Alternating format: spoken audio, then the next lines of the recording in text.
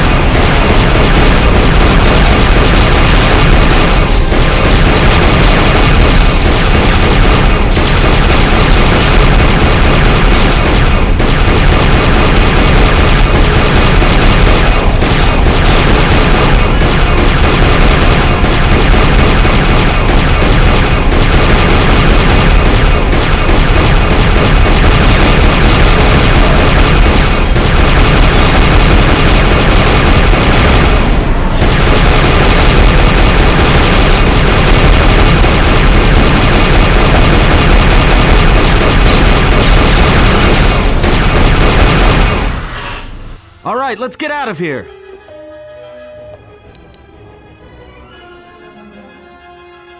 I have no intention of being left behind. Now, let us leave.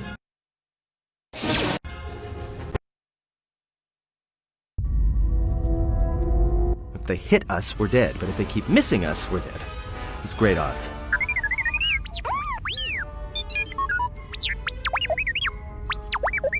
Somebody shut that trash compactor up!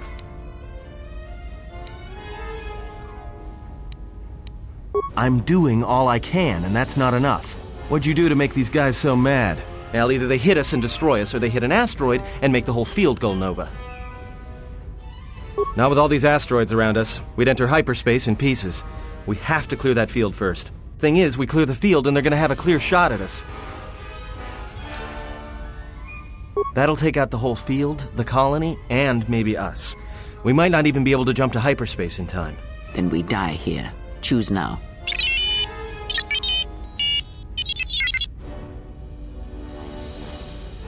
Hold on! This is gonna get a little rocky. Well, now that we just killed a planet, maybe one of you can tell me what's going on. Because between assassin droids, a Sith Lord that looks like he sleeps with vibroblades, and being target practice for a Republic warship, I was better off in my cell. The Republic warship was the Harbinger. It was seized on its way to Telos by the Sith. They sought you, Jedi.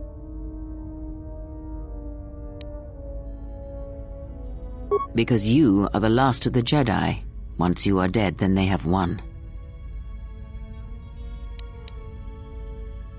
The Sith will dare to accuse you of such. They believe you to be a Jedi Knight, and that is all that matters.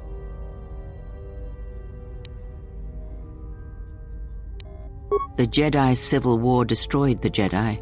By the war's end, barely 100 Jedi remained. Many fell in battle, and many more were seduced by Revan's teachings.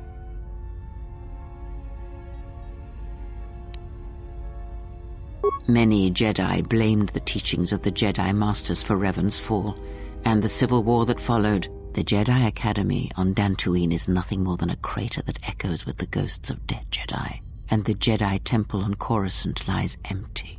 The waters in the Room of 1,000 Fountains have fallen still in reverence to the fallen Jedi and those now lost.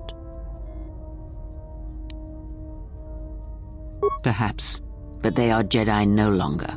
If the Sith have not already slain them, then they will not help you, nor can you help them. That is not an easy question to answer.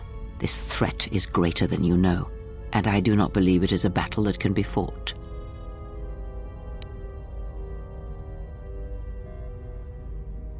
Look, enough with the we already. We cannot hope to triumph against them alone. To stop them, you will need weapons, allies, and a teacher. In the end, I fear it may not be enough.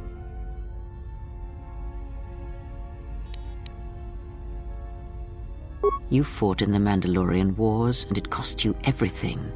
Are you willing to sacrifice as much again?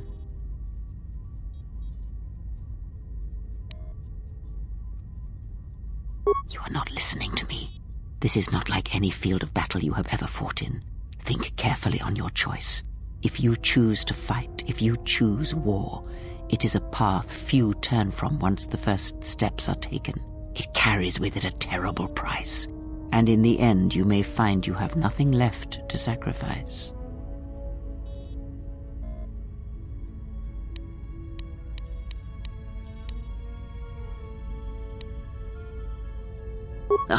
Like so many Jedi, you hear, but you do not listen.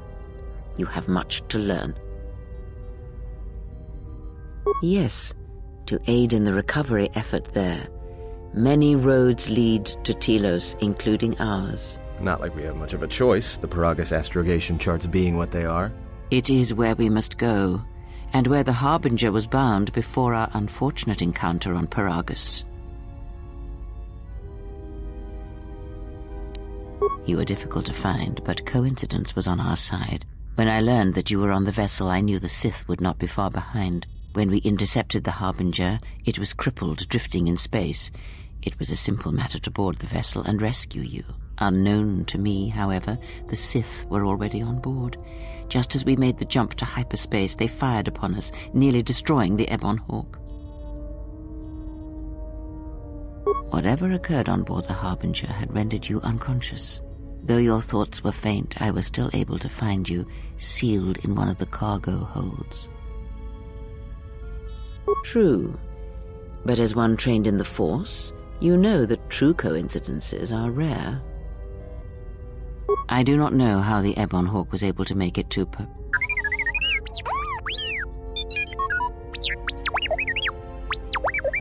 Be silent. We're having a conversation here.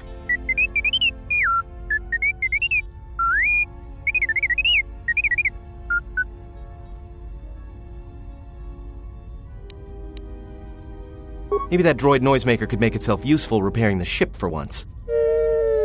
But we have spoken long enough, and my wound pains me. If you have other questions, find me in the crew quarters. There we will speak more. Hey, don't stop your long, boring rants on my account. I was just getting sleepy-eyed. Also in private, we will be mercifully free from the opinions of imbeciles and fools. Look, not like I care or anything, but you might want to go check on our passenger, especially with that hand of hers. I think she was barely keeping it together. I'm surprised she's able to stand with all that pain rolling off of her. Are you blind? If I were her, I'd be screaming like a stuck Mynock. Well, I mean a very strong, manly Mynock. I think she's just too proud to show any weakness. Especially in front of you. In case you hadn't noticed, she won't say 2 words to me, but she'll talk your ear off any chance she gets. What you think matters to her. A lot. She wants you to respect her. Besides, we haven't got much else to do until Telos. Oh, don't give me that. All it takes is being around people enough to read them. You should try it sometime.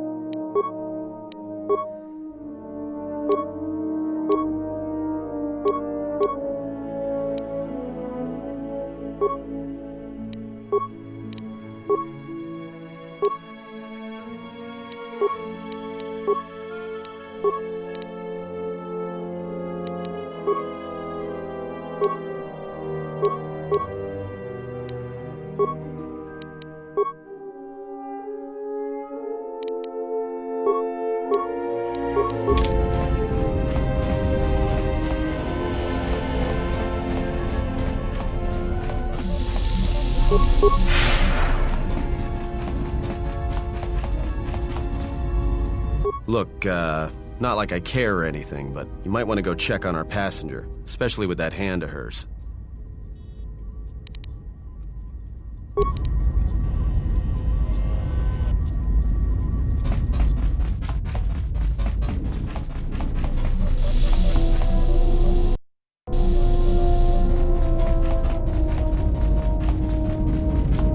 Have you come for more answers? There is little more left to give. Of course it was. I knew what was necessary, and that I was the only one who stood between you and him. This wound is a physical thing and will fade with time. It was necessary. Some things may only be learned from sacrifice. I do not need your condescension nor your lectures.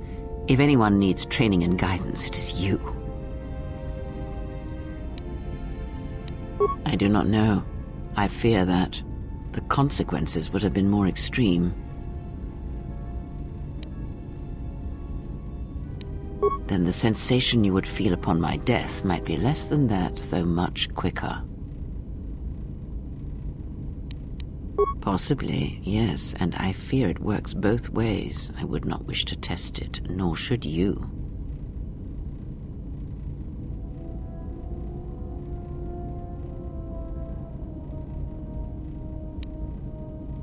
When battle is upon us, I suspect our minds are prepared enough to shield each other from the pain. I think we shall not have a repeat incident of what happened at Paragus. I confess its nature eludes me as well, but the bond is strong and its roots run deep. It seems the force flows easily between us. When one of us manipulates the force to heal or strengthen ourselves, the other is aided as well. A powerful technique indeed, though, as we have noticed, it has its drawbacks.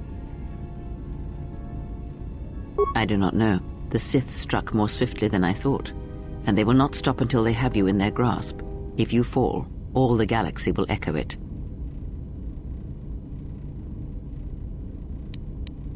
It does not matter where we go. It is not the destination that matters. It is the journey. All paths will take us to the end, whatever it may be, and no matter how strongly we fight against it. For now, we are bound for Telos, and that is enough. The planet Telos, decimated by the Sith during the Jedi Civil War. Before the war, Jedi who failed their training were sent to the fields of Telos to serve the galaxy, not as Jedi Knights, but as farmers and laborers. The destruction of Telos was complete. I doubt any Jedi remain. Yet there may be echoes of their passing. We shall see.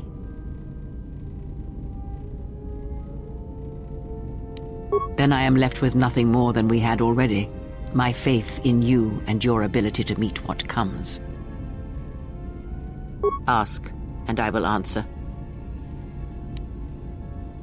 These Sith, they seek the death of all Jedi, as have all the Sith, since the Jedi Order was first split. Yes, the Jedi Civil War is not the first one of its kind. Thousands of years ago, the Jedi had another civil war that split the Order. It was a terrible thing.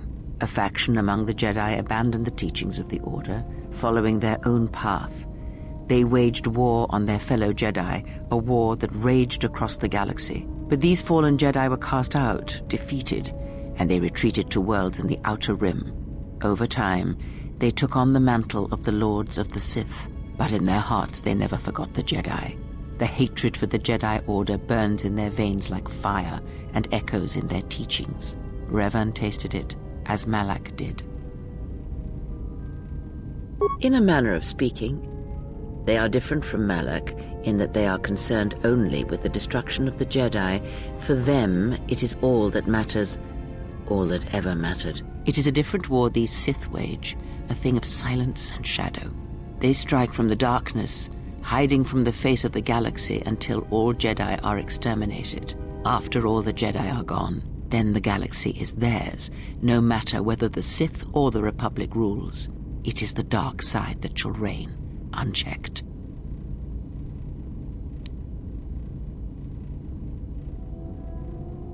I believe them to be the result of special teachings. Their apparent weakness against you is evidence of this.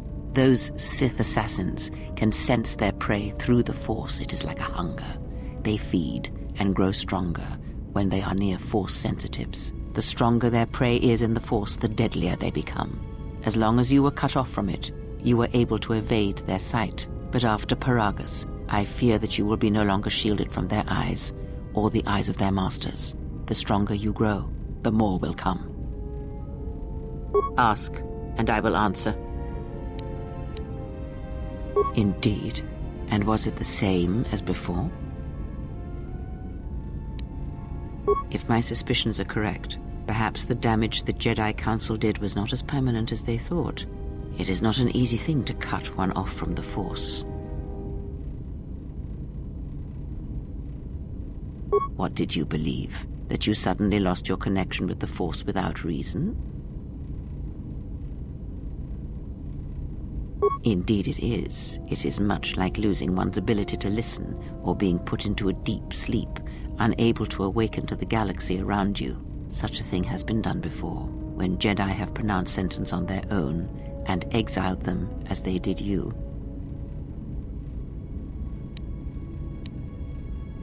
It is possible that such a thing can be undone. Still, even so, the chances of the Jedi undoing such a thing for a traitor is a slim thing at best, assuming they yet live. Our link may have had other consequences. Perhaps you can hear the Force again, distantly, through me. If so, then there is hope. I may be able to teach you, train you to feel the Force again, and if you will not allow me to help you, then other Jedi must train you, or undo the damage they have done.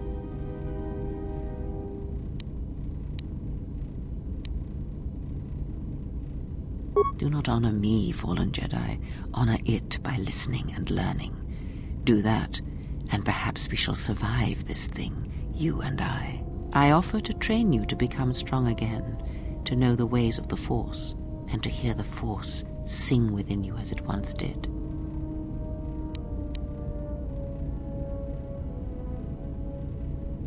Then our training shall begin. Whenever I travel with you, I shall impart what I can to you through my words and presence. Ask, and I will answer. Much has happened in the galaxy in your absence, and since the defeat of the Mandalorians at Malachor 5. It is a tale you already know well. Almost a decade ago, the Mandalorians began preying on the Republic, bringing the fires of war to many planets along the Outer Rim. Their predations continued, winning victory after victory, until the Republic finally begged the Jedi Council for aid. Indeed, the Jedi Council counseled caution and patience to assess the Mandalorian threat as the Outer Rim burned. 2 Jedi Knights, Revan and Malak, defied the Jedi Council. They challenged the Mandalorian fierceness and brutality on the battlefield with a viciousness of their own. Revan's entrance into the conflict marked the true beginning and end of the war. It was Revan who drove the Mandalorians back into the unknown regions. Yet Revan triumphed, but you know this, for you were there at Malachor 5, when the Mandalorians were crushed beneath Revan's might.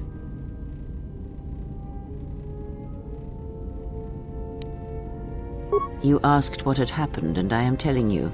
The past sent echoes into the future, and what seemed a victory for the Republic was far from it. Many believed the Mandalorians defeated at Malachor 5, but the Mandalorians taught the Jedi much through battle, and so it was that Malak, Revan, and the Jedi that followed them discovered their true natures in the Mandalorian crusade. But you know this.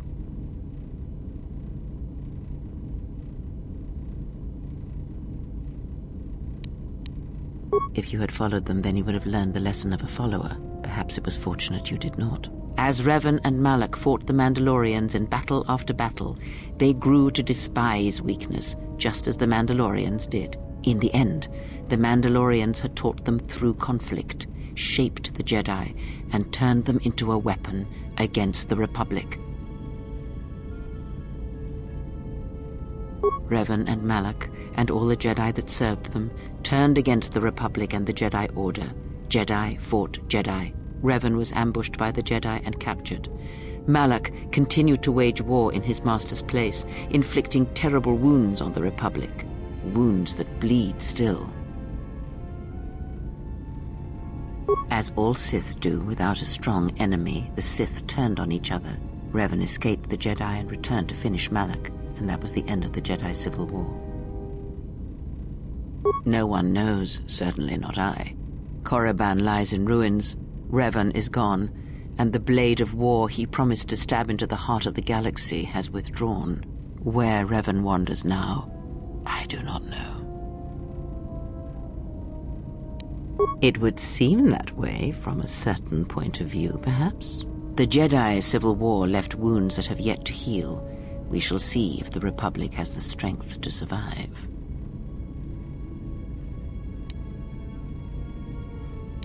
Perhaps. It is sometimes difficult to find the truth in the Jedi Civil War. Was it the Republic that defeated Malak, or was it Revan? If it was Revan, then the Republic was never truly tested.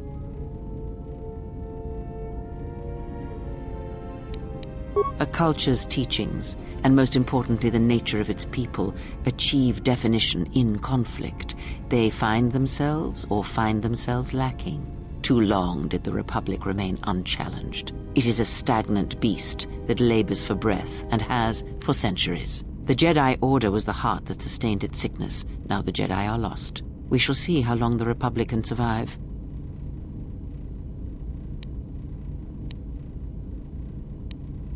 We shall see. The Jedi Civil War cost the Republic much. The resources of the Sith seemed limitless. The Republic's was not. Fleets of warships, soldiers, and people were lost. Entire planets were decimated. Their inhabitants dead or refugees. It is a great burden for any civilization to bear. And this new threat, it is a quiet thing. Unlike the Jedi Civil War, it drives at something deeper than the strength of the Republic. It is aimed at you.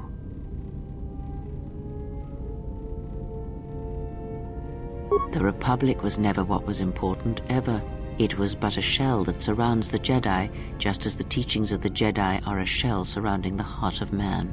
You see, the war, the true war, has never been one waged by droids or warships or soldiers. They are but crude matter, obstacles against which we test ourselves. The true war is waged in the hearts of all living things, against our own natures, light or dark. That is what shapes and binds this galaxy, not these creations of man. You are the battleground, and if you fall, the death of the Republic will be such a quiet thing, a whisper, that shall herald the darkness to come. I would see to that fool in the cockpit, and remind him of our destination. I would not want him attempting to veer from Telos. Watch that one. His thoughts are slippery. I do not trust him, and nor should you. Such a man serves himself first, and his allies next.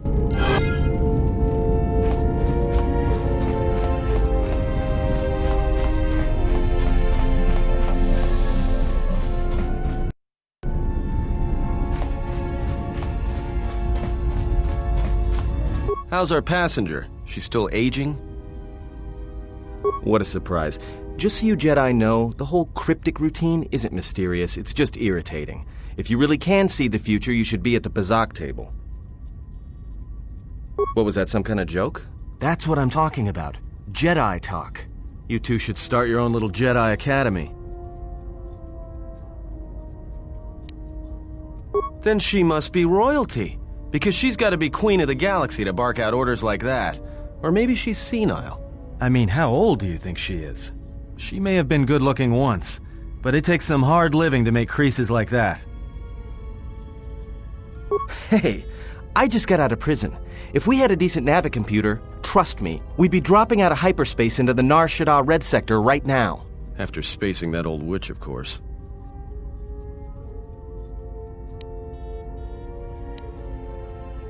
Like we have a choice? It's the only place Baragas had logged in their astrogation charts. Well, if you thought Baragas was dead, then Telos is a dying world they're trying to breathe back to life. Should be there before too long. You can check our course on the galaxy map if you want. It's on the wall behind you. Oh, no. Look, I respect your privacy. I mean, when have I ever asked you any questions? I mean, besides that one. Well, the astrogation system is voice-printed and locked down, but that T3 unit is doubling as the astrogation system. You can try to plot a course, but without that T3 unit to perform the calculations, you'd probably plow us into a star. As long as he doesn't steal the ship, we should be all right.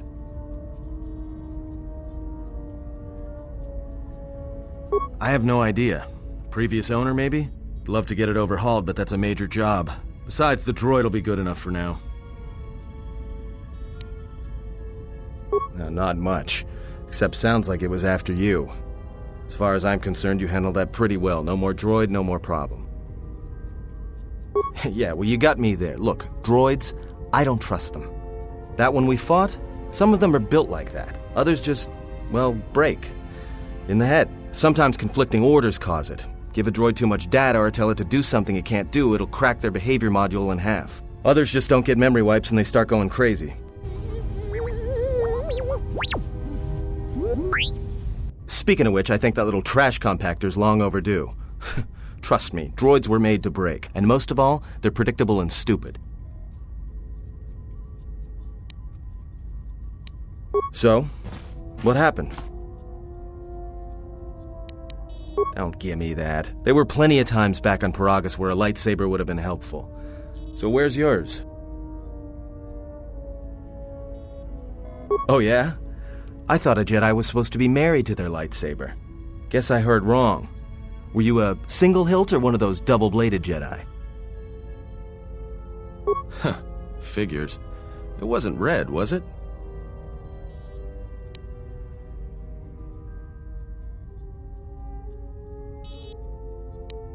Great.